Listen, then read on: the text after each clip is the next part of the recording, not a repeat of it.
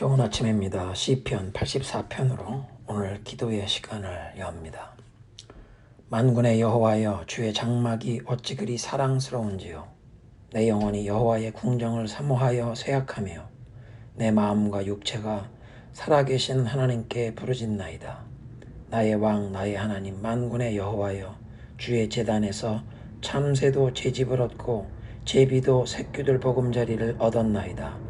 주의 집에 사는 자들은 복이 있나니 그들이 항상 주를 찬송하리이다. 셀라. 주께 힘을 얻고 그 마음에 시온에 대로가 있는 자는 복이 있나이다. 그들이 눈물 골짜기로 지나갈 때에 그곳에 많은 샘이 있을 것이며 이른 비가 복을 채워주나이다. 그들은 힘을 얻고 더 얻어 나아가 시온에서 하나님 앞에 각히 나타나리이다. 만군의 하나님 여호와여, 내 기도를 들으소서. 야곱의 하나님이여, 귀를 기울이소서. 셀라. 우리의 구원과 영원한 소망이 되시는 하나님의 높으신 이름을 찬양합니다. 이 고라 자손이 하나님의 임재가 나타나는 그 성전에서 주님의 그 높으신 이름을 찬양하며 예배드리는 그 감격과 축복을 사모하며 고백했던 이 찬송시처럼 우리 중 많은 성도들이 한 마음으로 성전에 모여 주님께 마음을 다해 찬양과 경배를 드리던 것을 그리워하고 있습니다. 주님, 코로나 팬데믹으로 자유롭게 예배당에 모일 수 없는 시대를 살아가면서 우리의 마음에도 시온의 대로를 품고 그 성전으로 예배하러 올라가는 그 순례의 여정을 항상 마음에 그리며 살았던 그 믿음의 선진들처럼 우리도 주님의 임재를 항상 사모하는 예배자로 살아가기 원합니다. 눈물의 골짜기를 지나게 될 때에도 낙심하거나 불평하지 않게 하시고 하나님의 그 선하심과 신실하심을 의심하지 않고 주님께서 주시는 힘을 얻고 더 얻게 하옵소서. 지금 우리가 경험하는 이 재앙과 어려움을 통해 우리 모두에게 회개의 영을 내려주시고 주님을 향해 전심으로 돌아가는 이 영적인 각성을 우리 모두에게 허락하여 주옵소서. 오늘도 주님의 말씀을 대할 때 성령이 우리를 깨우쳐 주옵소서. 예수님의 이름으로 기도드립니다. 아멘. 오늘의 본문은 고린도전서 7장 17절부터 24절입니다. 오직 주께서 각 사람에게 나눠주신 대로 하나님이 각 사람을 부르신 그대로 행하라. 내가 모든 교회에서 이와 같이 명하노라. 할례자로서 부르심을 받은 자가 있느냐? 무할례자가 되지 말며 무할례자로 부르심을 받은 자가 있느냐? 할례를 받지 말라. 할례 받는 것도 아무것도 아니요 할례 받지 아니하는 것도 아무것도 아니로되 오직 하나님의 계명을 지킬 따름이니라. 각 사람은 부르심을 받은 그 부르심 그대로 지내라. 네가 종으로 있을 때 부르심 받았느냐? 염려하지 말라. 그러나 네가 자유롭게 될 수 있거든 그것을 이용하라. 주 안에서 부르심을 받은 자는 종이라도 주께 속한 자유인이요 또 그와 같이 자유인으로 있을 때 부르심을 받은 자는 그리스도의 종이니라. 너희는 값으로 사신 것이니 사람들의 종이 되지 말라. 형제들아, 너희는 각각 부르심을 받은 그대로 하나님과 함께 거하라. 아멘. 인간은 태어날 때 우리 자신이 선택할 수 없고 하나님께서 정해주신 대로 우리에게 주어지는 조건들이 몇 가지 있습니다. 남자인지 여자인지 우리의 성별은 하나님께서 정해주십니다. 우리가 선택하는 것이 아닙니다. 어떤 시대에 어떤 인종과 어떤 민족으로 태어나는지 그리고 어떤 부모님 슬하에서 태어나는지 이런 것들은 그 누구도 자신이 선택하거나 변경할 수 없고 하나님께서 정해주십니다. 오늘 본문에서 사도 바울은 이렇게 자신이 선택하거나 변경할 수 없는 하나님께서 각 사람에게 나누어 주신 대로 정해주시는 그 삶의 위치와 신분 등에 대해서 받아들이는 자세로 하나님의 섭리적인 목적에 순복하는 자세로 살라고 교훈하십니다. 고린도 교회는 다양한 배경과 신분을 가진 사람들이 모인 예배 공동체였습니다.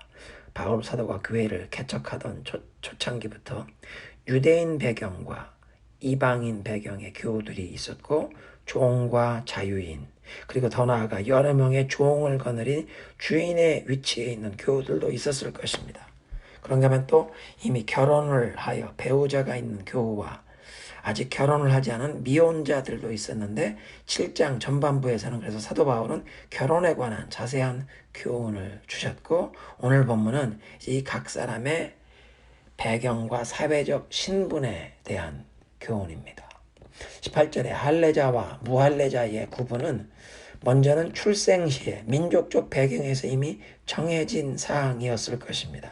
유대인 가정에서 태어난 자는 출생 8일 만에 할례를 받았을 것이요, 이방인들로 태어났다면 할례를 절대로 행하지 않았습니다.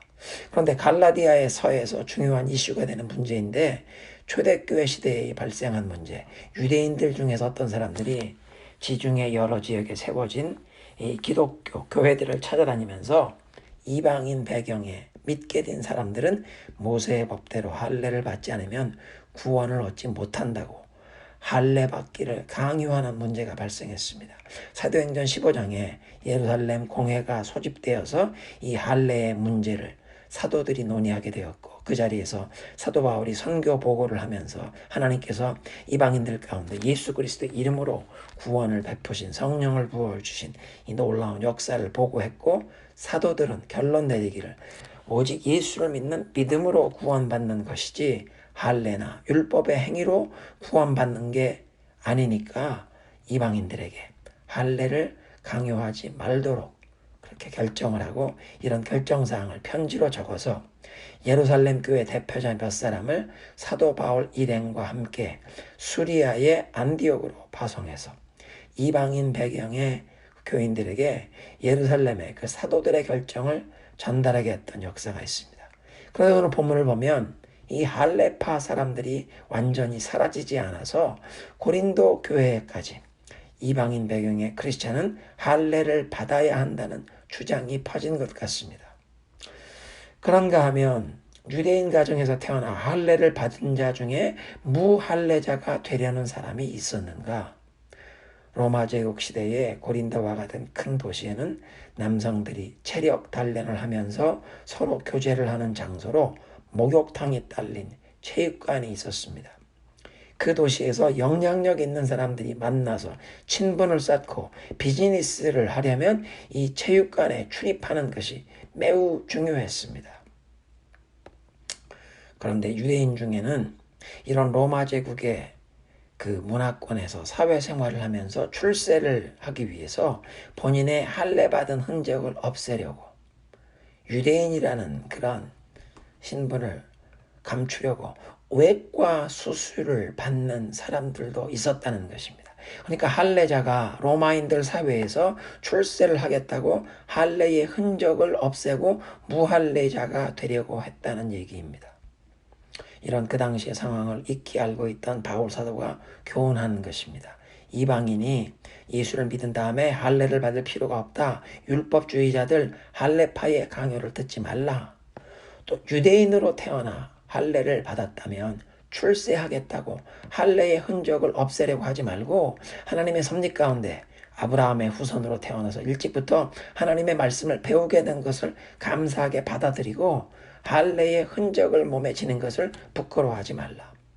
할례냐 무할례냐가 중요한 게 아니라 하나님의 말씀을 지키며 순종하며 사는 것이 중요하다.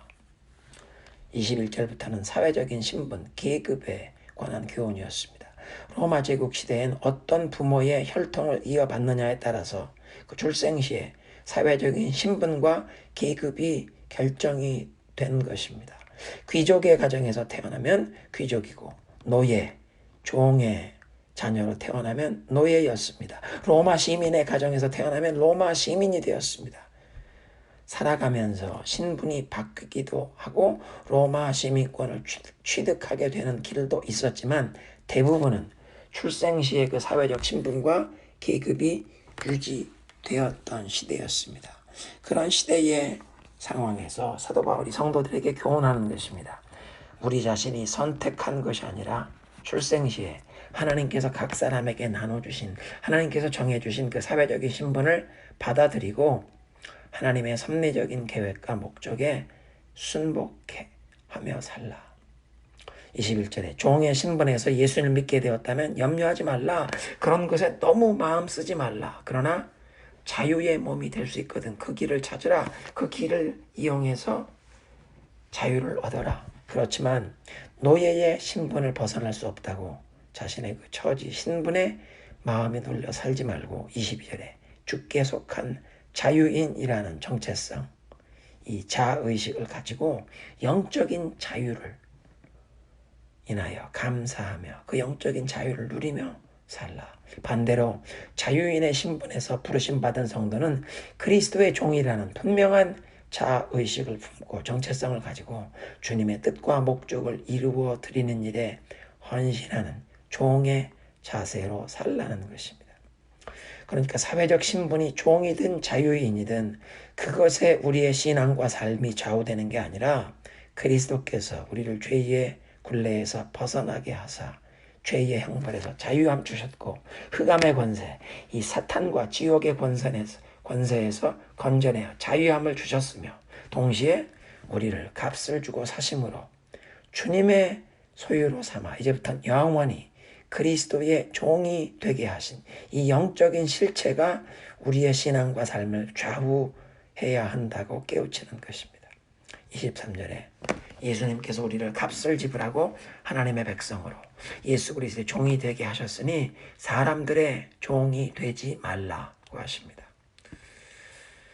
사람은 어떤 빚을 지면 갚아야 할 사람에게 종이 되듯 그의 제약을 받게 되기 때문에 이 사람들의 종이 되지 말라는 이 말씀을 오늘날은 빚을 지면서 누구에게 예속되지 말라는 말씀으로 해석하는 설교자들이 있습니다. 로마 시대의 사회 관습 중에 어떤 헬라인들은 부유한 로마 시민 귀족집에 자신을 노예로 팔고 들어가서 크게 돈벌이를 할 수 있는 그 집안의 집사 자리를 얻었다고 합니다. 그러면 주인의 자금을 투자해서 자신이 사업을 경영할 수 있었는데 이것이 당시에 합법적인 방법으로 귀족 가문의 노예 신분에서 재산을 모으는 길이었습니다. 그렇게 사업을 경영하여 재산이 생기면 자기 주인에게 돈을 지불하여 자기의 자유를 다시 되찾는 노예 신분에서 벗어나면서 이 귀족 가문의 노예였다가 자유를 얻으며 로마 시민권을 얻을 수 있었다는 것입니다. 로마의 식민지였던 고린도와 같은 지역에서는 재산뿐만 아니라 해상 무역으로 번성했던 그 상업도시, 재산뿐만 아니라 사회적인 신분과 지위도 중요했는데 로마 시민권이 매우 값진 중요했던 것입니다. 그러니까 재물을 모으고 로마 시민이 되겠다고 로마 귀족 가문에 자신을 노예로 파는 사람들이 있었던 시대였지만 사도 바울은 분명하게 교훈합니다. 세상 사람들은 신분 상승을 위해서 사람의 종이 되기도 하지만 크리스찬은 어떤 명분으로든 사람들의 종이 되지 말라. 우리는 이미 예수 그리스도께 속한 자들이니 하나님께서 주신 그 신분에 머물며 하나님과 함께 동행하고 하나님을 섬기라는 것입니다. 함께 기도합니다. 하나님 감사합니다. 예수님께서 엄청난 대가를 지불하심으로 우리를 죄의 권세에서 자유케 하셨고 동시에 우리를 그리스도의 종으로 살아가도록 부르신 것을 다시 한번 상기시켜 주시니 감사합니다. 오늘 우리가 경험하는 형편과 처지에서 어떤 불평이나 원망, 거역하는 자세를 다 물리치고 오직 하나님의 섭리적인 목적과 계획에 순복하게 하옵소서. 세상 사람들이 모든 수단과 방법을 다 동원하여 추구하는 재물과 신분 상승을 우리의 삶의 목표로 삼는 것이 아니라 하나님의 목적과 뜻을 이루어 드리기 위해 지금 하나님께서 우리를 부르신 그 자리에서 우리를 심어두신 자리에서 최선을 다하며 충성하는 그리스도의 종으로 살아가게 하옵소서.